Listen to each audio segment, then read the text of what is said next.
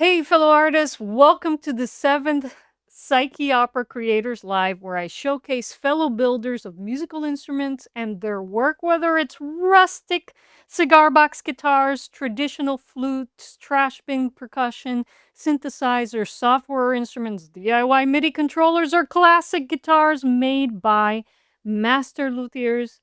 If it's made by humans in a workshop and not by machines in a factory, then I want to talk about it. So, folks, today's special guest is Liesl, custom luthier extraordinaire, who has built a wide array of acoustic and electroacoustic diddley bows, cigar box guitars, canjos, cigar box basses, and more. I love watching Liesl's channel because of her beautiful and innovative CBGs, her entertaining historical tours showcasing some of the UK's most stunning architecture and natural scenes, and I absolutely love her humor. Oh my gosh. And by the end of this show, you're all going to want to hit that subscribe button on our channel, which, by the way, is linked in the video description box of this live. Go do it now because you're going to go and do it anyways later. And so, without any further ado, let's take a look at some of Liesl's work. And so here I'm going to cue her special montage. Here we go. Quite a beauty and a bit of a beast. And I'm glad I kept with it, and I'm glad I went with plan B, although it was plan C really. Because then for the saddle, I used a flip-flop hinge, the sort of thing that you do find in a writing desk, cabinet and a bureau, that sort of thing. And I think you'll agree if you look up the neck, she looks quite a beauty. Flip her over onto the back. I left the rough looking screw heads. I thought it added to the sort of style of the guitar, and if you want to see the grain on the back of the neck, there it is. With our fancy colourings. Some pretty standard pegs that I had knocking around for quite a while. They're quite nice ones.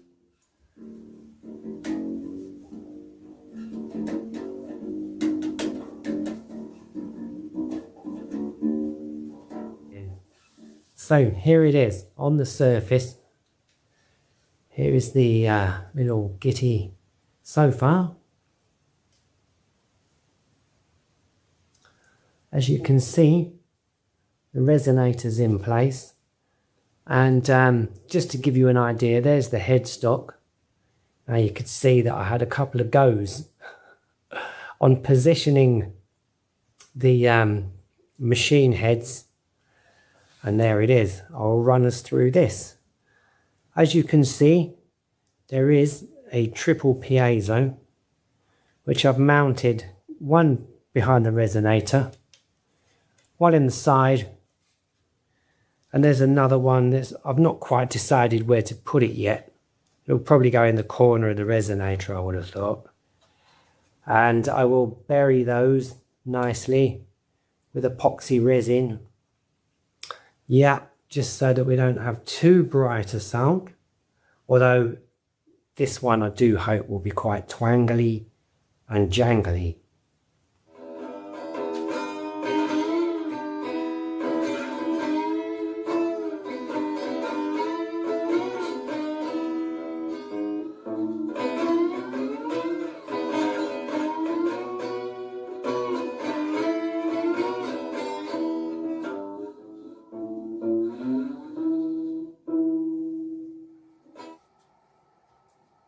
Not sure yet.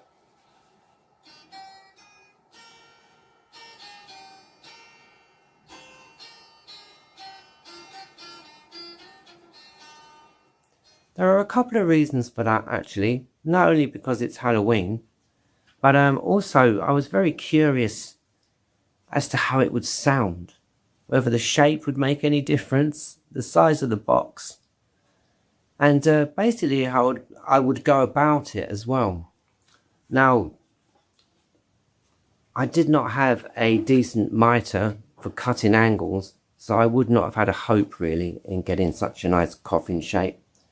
So I did buy the box from the Works, if you're in the UK, which is a bit of a hobby craft kind of centre, if you like.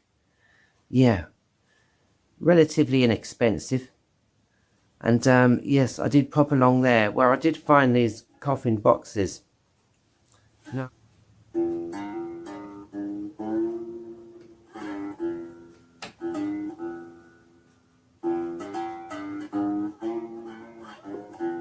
hello peeps, Liesl here. Yeah, and I just wanted to quickly show you this one. It's my latest build. It's electric diddley bow 1 string. As you can see, I've used a 3-stringer pickup for this one, which I put in lengthways, so basically it will just pick up on 1 string. This is one of the oldest boxes that I own, actually. I got this in my first consignment, and it's a My Father cigar box. If you look on the back is actually the front of the cigar box. And it's got this lovely shape into it, as per usual.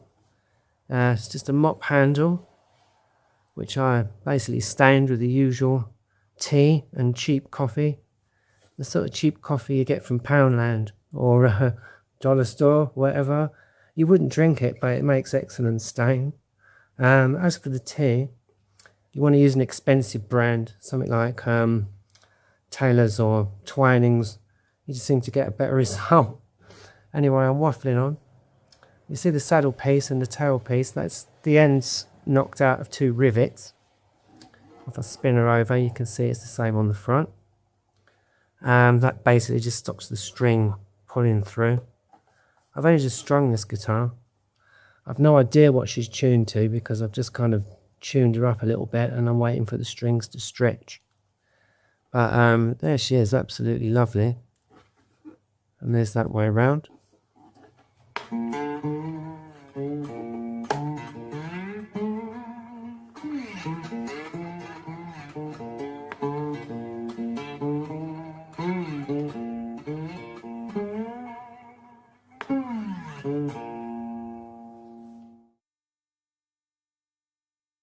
All right, Liesl, welcome to the show, Liesl. Thank you so much for being here. It's a pleasure to be here. Absolutely my pleasure. And thanks for inviting me as well. So we got some fans of yours in the audience. We have Busker 909. Welcome, Busker. And Hey, Pastor. and Webb from the Electric Cigar Box is now a new sub of yours. So cool beans. Thank you so much, Webb. Much obliged. Thank you very much indeed. Yeah, welcome aboard. Thank you. Alrighty, folks. So, Lisa, let's start with your CBG journey. How did you get into building cigar box guitars? That's quite an interesting point, actually. It was down to a guitarist named Justin Johnson. He was playing a cover version of Ace of Spades by Motorhead. I saw Motorhead live when I was young, about 16. And he was playing it on a guitar that he made himself out of the shovel. And I thought, I've just got to check this guy out. So I followed him onto his channel. And the next thing I saw was that at a workshop I had to make a diddley bow.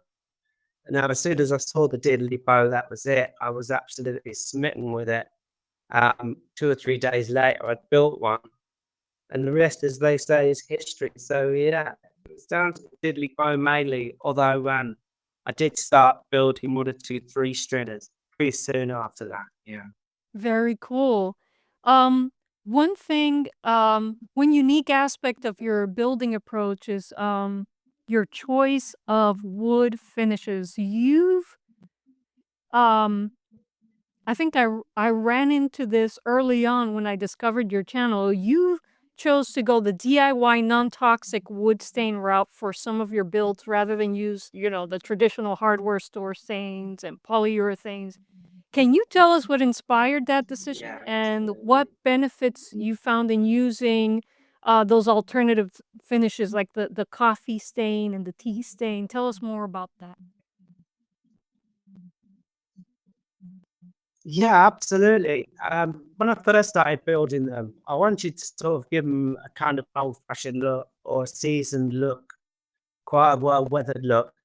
But due to what's available here, I was quite often working in sort of Scandinavian pine or strip pine, which is very pale wood.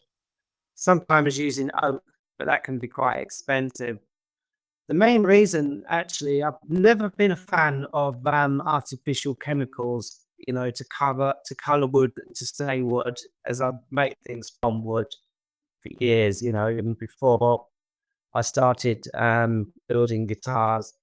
Also, I react to so many things, like even boiled linseed. Wow. See, I react to that, which is a fairly natural thing, but and these videos, a lot of it was the algorithm of sort of looking at how to build guitars. And one guy, he came through with all these natural sayings that he made. It was saying, if on a homestead somewhere, I think, but just improvised everything. But I soon realized that they do actually enhance what the wood naturally has. Whereas I think with commercial stains also, they can kind of mask a lot of the beauty, some of the imperfections. They looked too factory built would be the short answer. So yeah, I still got into developing some wood stains of my own and using things that have been used around the world, for like centuries, like turmeric, that stays ever Wow. in a bright yellow and it does not wash out of anything. Yeah. So I experimented, with the different wood finishes and I'd been around guys that did French polishing and proper wood finishes as well over the years. So as I've been saying, we learn from each other and we learn all the way. It is really. Out of curiosity, have you ever done wood staining with berries? Does that work? Do you know? Yeah, certain berries do work quite well. Blackberries work fairly well. And cherry does kind of nice. I've often found that with certain woods, they'll have natural tones that really come through. There's actually like a lot of amber and a lot of pinks, even some quite bluish tones that will come through. And it's just sort of discovering the things that make that happen, really. I use tea a lot, as you know, and it's the tannins in the tea. If the grain hasn't got a very deep grain pattern, then it will actually it kind of taps in as the grain, it brings the grain out, and then you can work with other colours and get kind of two different tones going on. It's quite amazing when you get into it, really. That is fascinating, and I'm looking forward to watching your natural staining tutorials.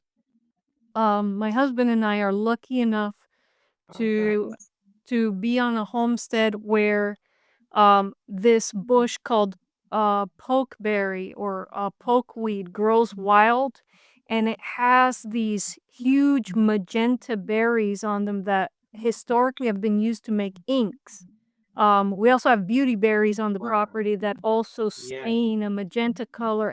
I've I've never tried making wood stain with them before, but I'm gonna watch your tutorials and I'm gonna see if I can actually, make my own stain because I like what you're doing, um, using natural products, using what you can find, upcycling things and not using harsh chemicals. I really like that approach of yours. So, Thanks. well, What did this one say? There's an example. That's just tea, coffee, and coconut nice. oil. Coconut oil. Okay.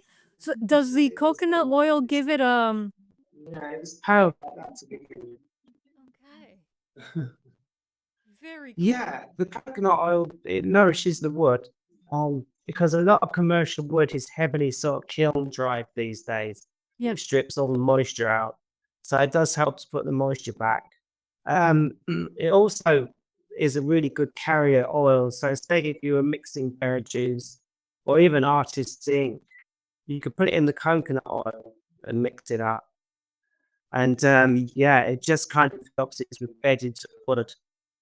But yeah, there's quite a few different tones on there, and that's literally just tea, coffee, and coconut on. Wow. Nothing fancy at all. Very nice. And does it also give it a shimmer, the coconut oil? I can't tell because of the camera, but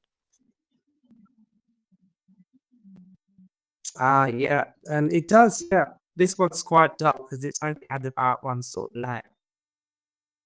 But the more you apply it, yeah. And I don't know if you said Kabuki Theatre was in the audience. It's yes. Kabuki. Baby oil as well. So mineral oil. Yeah, that really makes a nice finish on the fingerboard. And if you go with very fine sandpaper, so something like 2,500 grit, yeah, you just get a glass finish. There's no need to varnish or anything like that. Just straight on. Carnauba wax is another good one. Okay. That's in clear shoe polish, so you can use that, and it's a lot cheaper. Very cool. Things to try. I can't wait. Oh, there's Kabuki Theater. Gave you a thumbs up there. And so, I wanted to Okay. Shabba. I wanted to pick your brain about something I saw in one of your videos. So in one of your videos, you mentioned the historical significance of cigar box fiddles in Ireland during World War One and World War Two. Can you tell us a little bit more about that fascinating bit of history and what the cigar box guitar scene is like in the Yes, UK certainly. at the moment?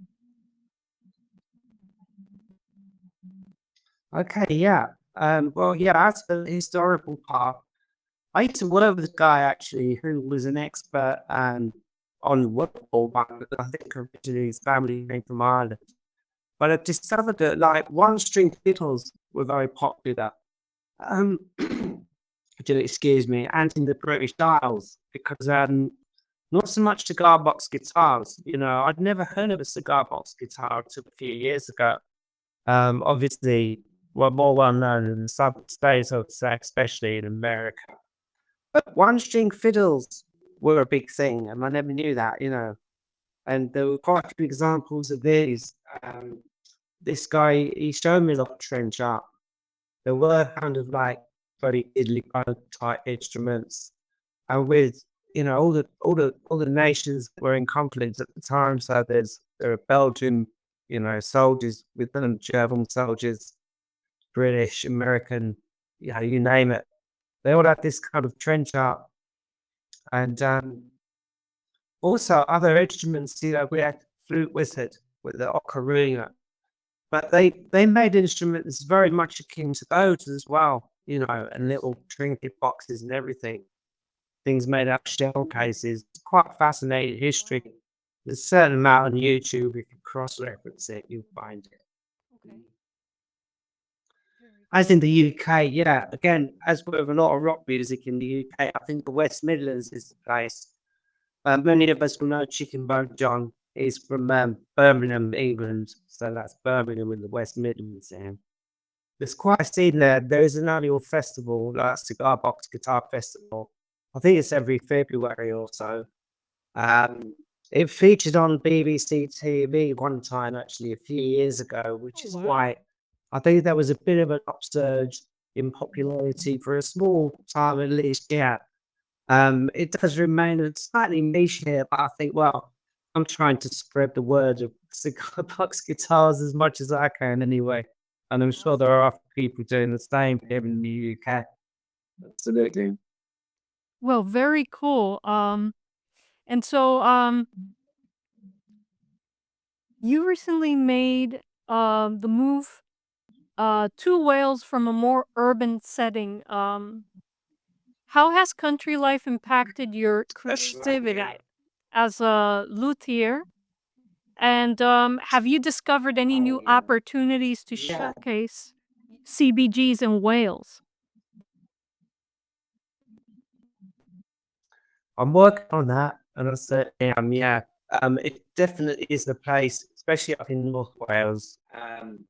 Purely because there are a lot more festivals up here, and that sort of thing, music festivals, a lot more kind of diverse kind of music festivals and stuff like that. Nice. It's where the Maharushi came, the Beatles actually is up here. So yeah, there's sort of backdrop. Again, it's a place where you'll see a lot more homes handcrafted instruments made, played, there's some quite inventive busking going on. Yeah, and I think it has, getting hold of materials for these is a lot easier. It's a slower pace and there's less of that magic kind of in Yeah. a big city, which was a modern city just about 50 miles outside of central London. So yeah, quite a difference really coming up here, which is very rural and fairly remote, I must say. Cool. I love that, by the way. um, uh, Thank you. Yes, yeah. so in one of your videos after the move to Wales, you've shared that you've met people in Wales who introduced you to something called a stump stick, and you're planning to build one. For those of us who aren't familiar, Yeah, which that's is right. probably all of us, what exactly is a stump stick, and what kind of music Yeah. is typically played on it? Yeah, stomp stick. Perhaps more in UK English would be a stomp stick. I think a stump is a German word for stomp. Oh, Basically, what it is, it's like a long stick with all kinds of all whistles and bells, attached to it, all singing, all dancing, and definitely the kind of instrument you see with the traditional one-man band, which I would say throughout the British Isles, really, especially on the East Coast and then on the West Coast, you would have seen this people back in the day. I think you still do with modern busters. Um, I mean, one guy that springs to mind is a guy called Cam Cole. So that's CAM and then COE. Excuse me, he plays in and around London. And if you see Jazzy Smith as well from Australia, he's invented like these sort of devices to make more didgeridoo sounds or to enhance a harmonic sound. I think that's the mud face of the one man band. It was the part that I was leading up to anyway. But yeah, I don't know if that's typically British or not, but this is something you would have seen it in one form or another. Especially like some of the areas. I did find one famous one man band from Wales. I couldn't find that on him other than photographs really, and I think his name was it's Arthur Griffiths. He was around in the 1950s. He might have achieved some kind of fame, but again, he had a very long wool-winged instrument with some kind of attachment on the end.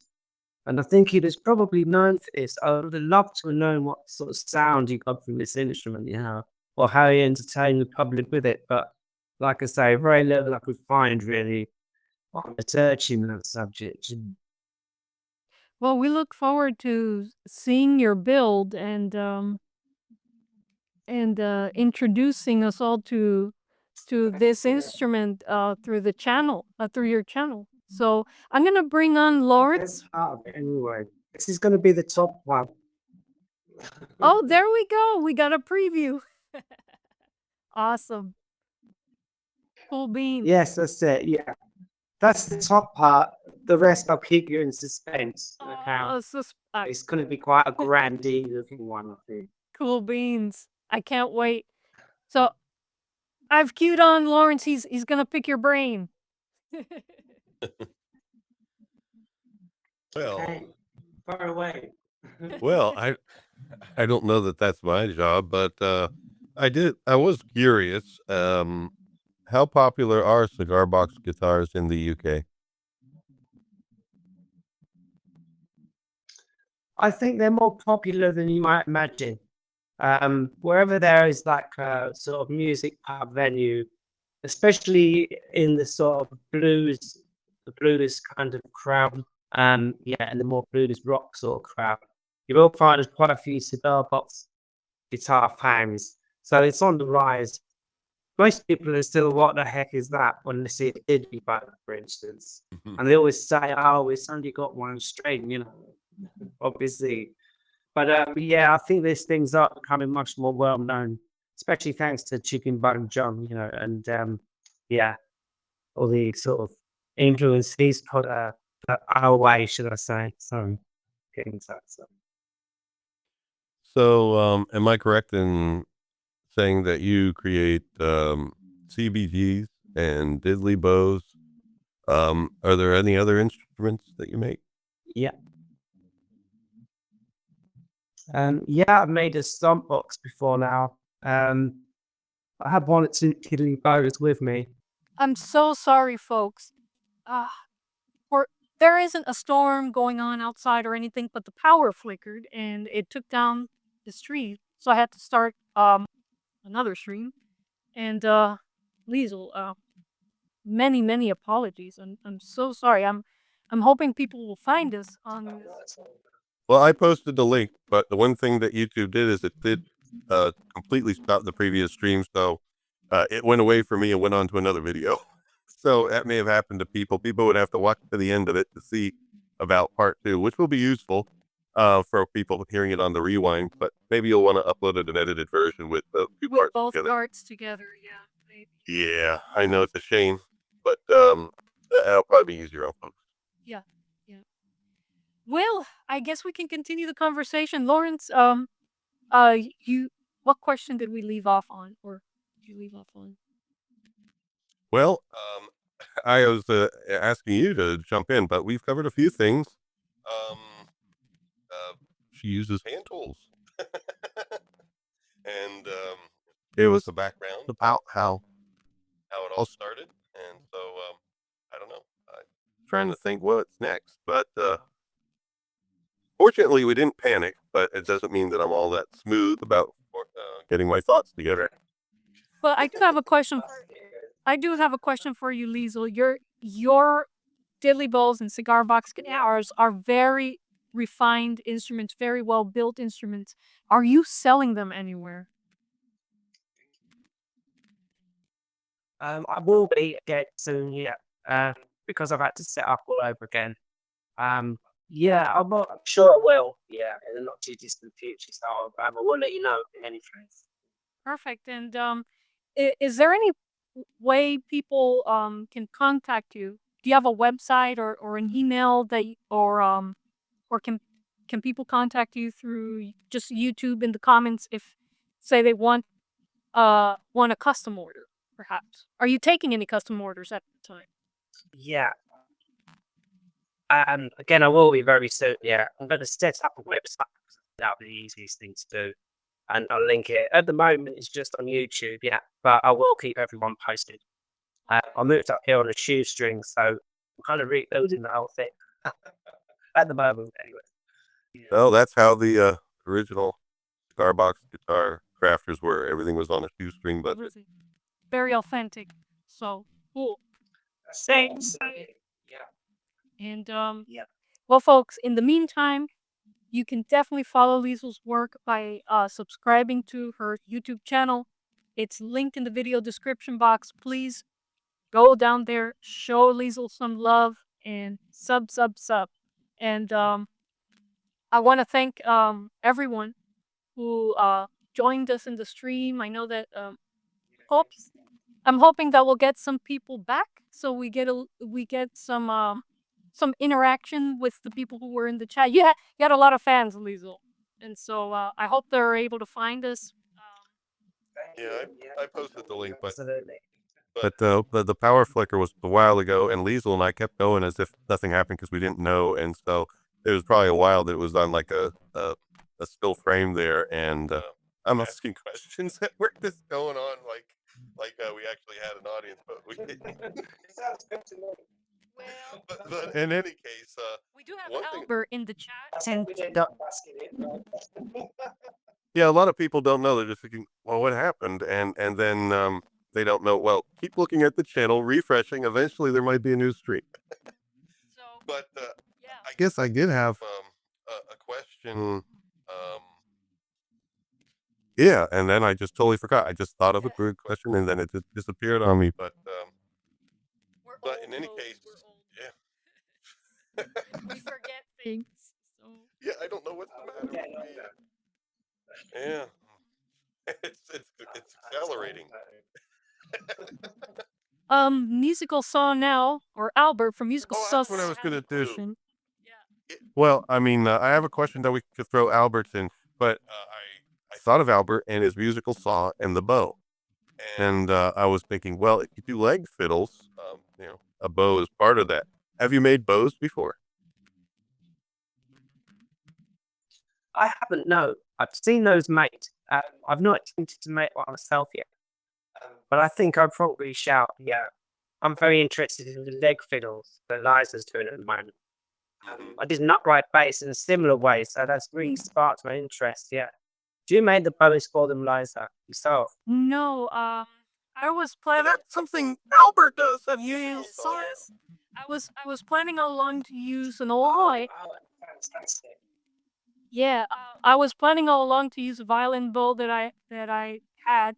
Recently it broke, but then I got lucky and ran into Albert on the internet, Albert from Musical Saw Now, and he built bows for musical saws, and he demoed it on a CVG, and I'm like, I'm just gonna source my bows from Albert, who makes what he calls ghetto bows, um, out of fish line. And the beautiful thing about Albert's bows is that you never have to adjust them or anything. It's as a zero maintenance bow, and Cool. yeah, and so so I'm looking forward to purchasing some bows for my leg fiddles from Albert, who's in the chat right now. He's the fire avatar on there. And so yeah.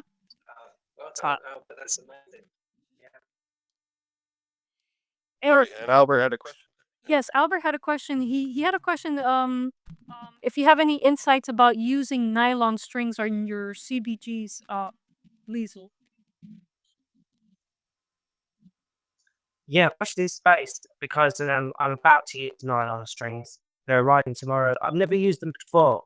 I've only used steel strings. Yeah, so yeah, I'm going to be, well, basically experimenting with those. And I think you know what I think. Yeah, absolutely. That's a great question, Owen. Thanks. Very soon. It's all of that. The future now, I guess. I don't think a lot of builders give nylon a chance. It certainly does give you different tones to work with. And yeah, you're married to a piezo pickup if you want to go electric, but piezos are cool. So I'm a fan. So. They are, yeah. I love piezos, yeah, I really do, you know.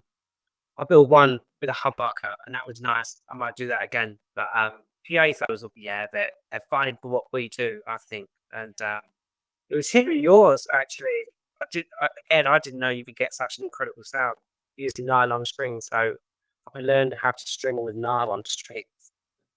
And I'm gonna give that a go. Yeah, a couple of 3 stringers. Probably a shorty as well. Awesome. Yeah. Yeah, the reason I like nylon so much is because it I fretting hurts me. I don't know. I'm not good at fretting, and these normal tension nylon strings are just so easy on my fretting hand, and it works perfectly on the shorty because, you know, um, the the notes are very close together, great for my little hands, and when you add nylon, yeah, it just makes it so much easier to play. I can do stuff on my shorty that I could never do on a Spanish guitar when I was taking lessons in high school. So yeah, it's yeah, nylon's great. Such a mellow. You can't get that Spanish sound without nylon. We, by the way, we have Jeff Elliott with us. Jeff Elliott did. Yay, cool. Oh, we're getting some people back. Hi, Jeff. Jeff is famous in the CBG world here, Liesl, for making the flying bee box. He makes a really beautiful boxes. So very cool. That sounds spy. Yeah, I love flying V myself, right? Yes, I was going to include your flying V, the pink flying V in the montage. I had recorded. Yeah, your I have recorded all the clips from your montage, and then something happened, and I lost the files, and I had to do it again. And I was in a hurry, and I was trying to find I was trying to find the flying V-Vox, not from the Halloween video, but from the clip that I originally had, and I just lost track of it. But that was a beautiful instrument. That was a beautiful instrument, though, and it was an and so folks, if you want to see Liesl's flying V-Box, go to her channel, look for her Halloween builds. Very cool builds. So, Yeah, that's fun, I must admit. Yeah, I remember Les hey. playing that one. Right? Yes, let's talk about your characters. I love the characters that you play on your channel. How did you come up with that idea? Yeah, they both kind of came along just by themselves almost, you know. As for Les, you know, in my early days, I did an awful lot of sort of not necessarily playing myself, but I once or twice pub gigs, you know, and like around music pubs. I must have met 101 guys that were like Les, you know, they all had like tall stories about who they played alongside and bands they supported, and you know, you just take some of it with a grain of salt, really. But I think that this kind of came from these guys, you know, just recently back in the day. Chris and these, she's just kind of like my geeky side really personified, I would say. Yeah, again, she just came about really. I'm not quite sure exactly how, but yeah, there she is. So the University of Life, you know, and, I love as we that. learn from each other, and we do that along the way. Yeah, I think I love Professor Liesl from the University of Life, and I'm thinking I would so wear a T-shirt that said University of Life with with some academic, you know, text and stuff. And so yeah, when you have your T-shirt shop up and running, I'm gonna visit. Yeah, yeah, definitely. I'd have to look into that. Certain, yeah. Right, yeah. The we could have mottos and everything. Yeah, sounds good. Cool beans. Cool beans. Oh, by the way, Liza, Albert says by the end of the week we'll have a boat on your way, on its way for you. I'm Might so wanna check it excited, out. Albert. Yes, yes, and I'm hoping to have the leg fiddle built by the end of next week. And so hopefully they'll both of these things will come together next week, and I'll be able to film a nice unboxing video for you. Liza, I've been hearing See from the something headphones, the background noise. I think it's from your speakers, Liesl, or Liesl. It's Liza. Yeah, I think if you turn down your speakers just a little bit, it'll help. Oh, really? Yeah, I'm not sure. I think they're intercepting a broadcast. Oh no, yeah. Then we're intercepting a broadcast. We're intercepting a broadcast. I don't know what's going on with our Some stream. crosstalk. Yeah, because on my end, I'm hearing like some. Yeah, me too. I'm hearing that. It's almost like if someone was watching a television in another room. Like, wow. Yeah, I don't. But if we're just hearing it, hopefully the audience is. Chat, what are you hearing, chat? Just out of curiosity. I'll ask. How weird. How can we be intercepting another broadcast? That is I have no strange. OBS Ninja is just full of surprises. But you do hear it, right, Liza? Yeah, I hear it too. Marinas, welcome. Yeah, fine here. Welcome, guys. So, chat, does anyone have questions for our special guest, Liesl, our first guest from the UK? Let's see some action in the chat for Liesl, folks. And by the way, please subscribe to her channel. Please, please, please show some love.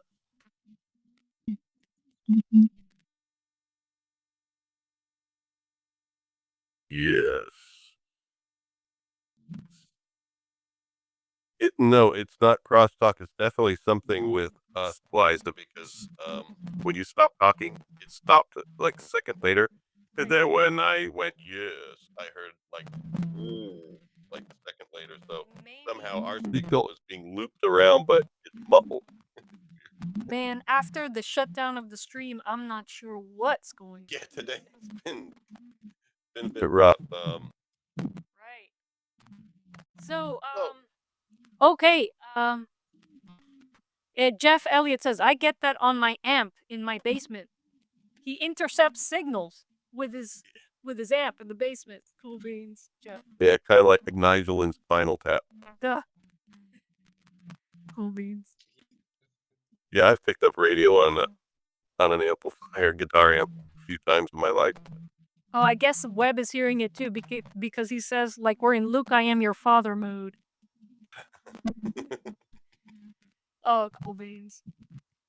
Well, folks, while we're here and Liesl's available, do we have any questions for Liesl in the chat? There's one. I see a question mark. Okay, we have a question, Liesl, from Albert from Musical Saw Now.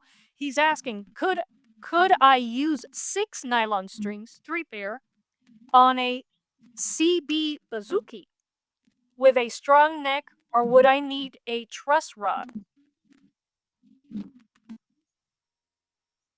Okay. No, you won't need a truss rod. You may need to build a thicker than usual neck. Get it? I can show you all track code. There's no truss rod in there at all. It's seriously just the neck. It's quite deep, as you can see. Nice. So a lot deeper than a normal guitar neck. I've never needed to use truss rods. Generally, people don't use them. It's extremes. I think with nylon strings, it'd probably be okay. With steel strings, I don't know. You know, there's an old joke in the cigar box guitar world, which is basically what's wrong with a 6-string guitar. It's got 3 strings too many. This is an old joke that's been going around for years. It's nothing I can work with right now. Did Del Pilots test that? Parcel, I think, yeah. I think he probably did. Yeah, good old Del, you know. And yeah, it's me and him have agreed on this down the years in the comments. Yeah. And I would say give it a go. You know, sometimes it bows the next bend are kind of slightly banana shape. But they only sound better, really. Yeah. So yeah, I'd say just give it a go. Yeah. Experimentation, that's what makes building CBGs exciting, Albert. So Cobain's Webb from the Electric Cigar Box. Oh, he's talking about he goes, I get it when my phone is plugged too close to my computer. Try moving your adapter a bit farther if possible. I don't know, Webb. I'm afraid to touch anything in my setup right now because it might explode. But the luck I'm having, oh my gosh. And so, folks, more questions for Liesl. Our first guest from the UK is currently living in a beautiful part of Wales. Well, I could throw one in. Now with the natural stains, which is a great idea, and I think that's something that we might at one point want to try because I never liked the feel of stained wood. It feels unnatural.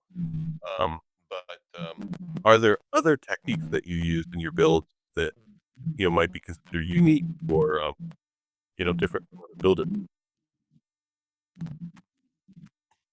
Yeah, there are other too. One of the ways to sort of pre-prep, if you like, the grey is to use bicarbonate of soda. If you mix that with water, not baking powder because there's flour in it and it'll make a mess, but just bicarbonate of soda.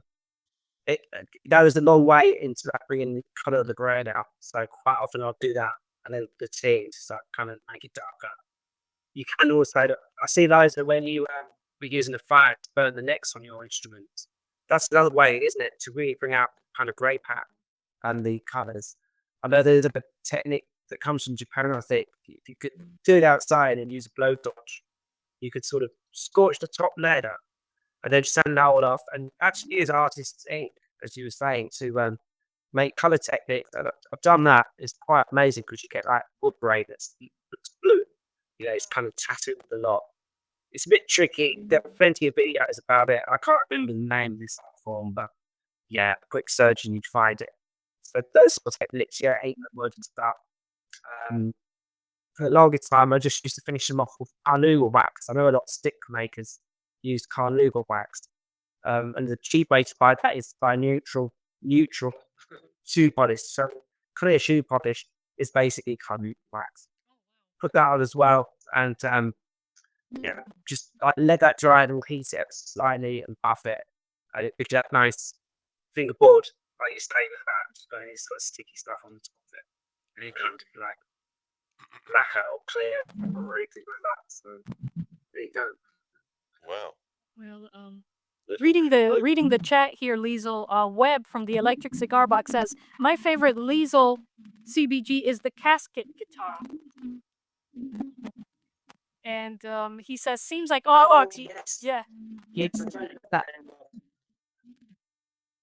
actually sounded really good. Yeah, I really enjoyed that one as well. I gave it away a little bit, but Oh no.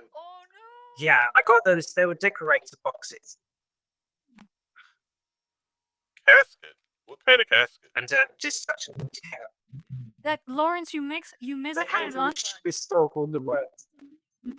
No, I was here for the montage. The thing is, remember, when you play it, the people on the stream don't hear audio. so- Okay, that's right. It sounded really nice. She got it at a craft store. And actually, she got two and squished two together. Well, Yeah, to get the depth. Yeah, they had to get skeleton patterns cut out of the lids, so I had to make the lid to put them together. Yeah.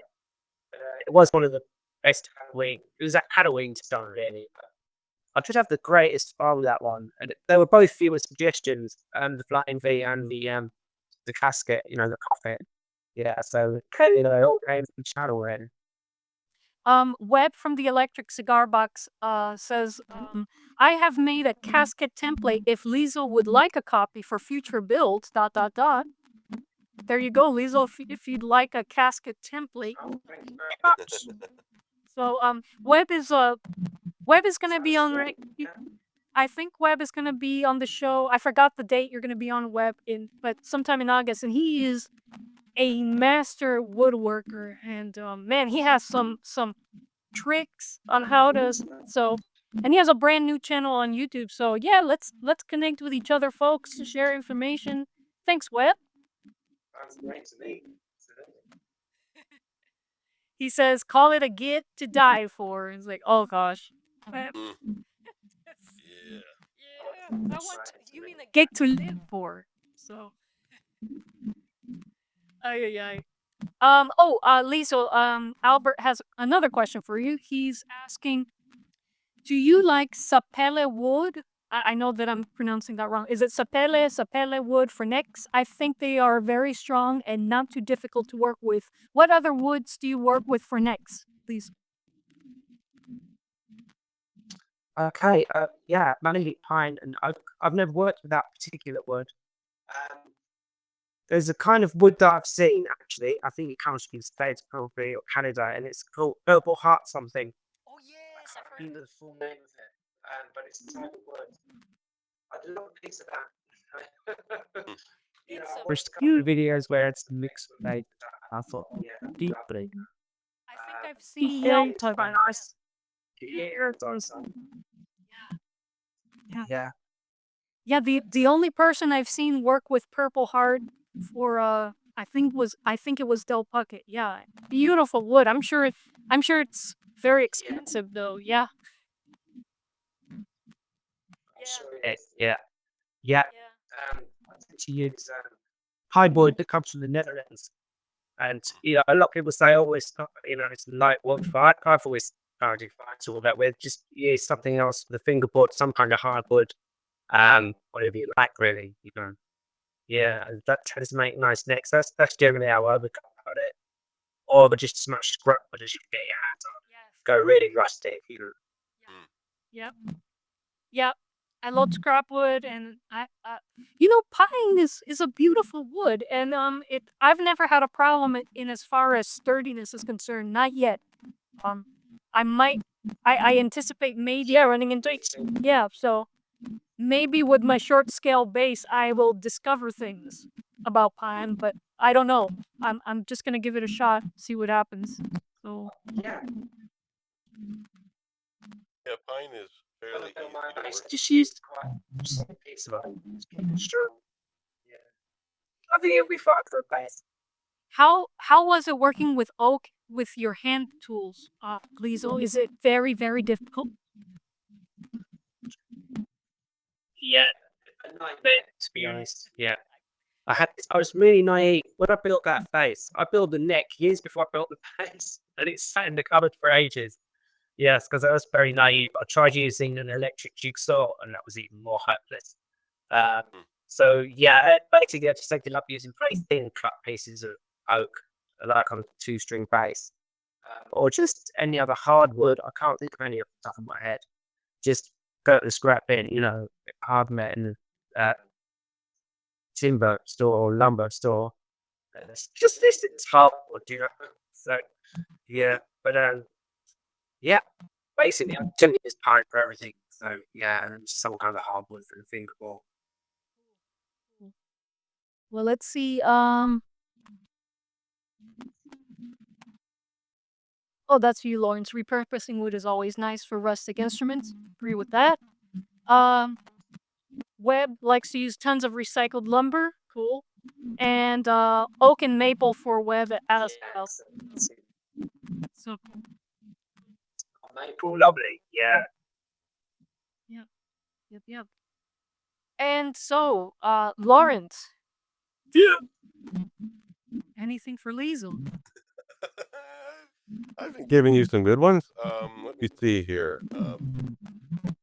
What's on the horizon? I know you've talked briefly about the future now in an upcoming project, but is there any other things that you're hoping to pursue? Yes, in fact, I'm hoping to get an upright bass actually. Wow. So I want to do an upright bass with some kind of resonator. Yeah. I had one before and they're great fun because you can spin around, and dance around it and stuff. Some robots for this one. Took quite a white back, but so that's coming up in the not too distant future. An upright bass.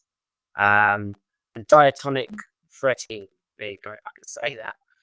Yeah, I plan to do a couple of fretted instruments, maybe even a dance instrument. I found some driftwood that looks interesting, so I'm hoping to do something with that. And yeah, absolutely. So they're all things that are in the pipeline, sitting on the back burner, so to speak. And that's what I actually do over the next few months. Probably taking us up to the end of the year. But watch it bonus bills at the CPU more Disney Pros because yeah, I'm working on a different kind of Disney Pro right now. So yeah, stay tuned. Wow. Wow. I know I wouldn't get through the whole thing without fumbling my moves, but a lot more will be sort of become apparent in the near future. And No, but that sounds great. I mean, if I'm counting correctly, that's 4 different things. If you're able to do that before the end of the year, wow, that's impressive. Very prolific builder. so, Yeah. Well, it's not just building; these are kind of like new. I mean, especially an upright bass. Do you think the upright bass will be a what size do you think it might end up being? I'll probably use a fairly large decorate box for it. So I think it's going to stand up like 6 feet tall, the neck and the head and everything. And yeah, I guess perhaps 18 inches long in the body and about 2 inches deep, something quite large in there. Yes, hopefully to get a good sound. I might try and incorporate some kind of resonator. I've got a bit of junk you see that could be used. Yeah. Quite often I see what junk I've got and then just see what kind of presents itself to Bill. Yeah. Right up. Wow. And then I guess you'll have some sort of a peg or landing on the floor so you can use it upright. Yeah. Yeah. I did one before and it had a large, it was kind of like a screw, but you could use a wrench on it, and like a hexagonal top and something like that. Yeah. I'll show you how to find the center of the pole as well. And then just put that right in there and you've got spike spike from the bottom. Yeah, they balance out quite nicely. I think the board will be very similar to the neck pedals that Liza's building at the moment. And so, yeah, high hopes for that one. They sound good. They sound good. That mix success. But it's not that right. But it's a siege of success. Just learn that it's a huge piece of thought. Yeah, it's going to be a goodie anyway. Hope so. We look forward to seeing those new builds. Wow, a bass with a resonator. I haven't seen anyone do that yet, so I'm looking forward to that. And yeah, the style. So it's going to be interesting. Yeah, interesting. Absolutely. Thank you, Liza. That's the most kind of really do appreciate that. Well, yeah.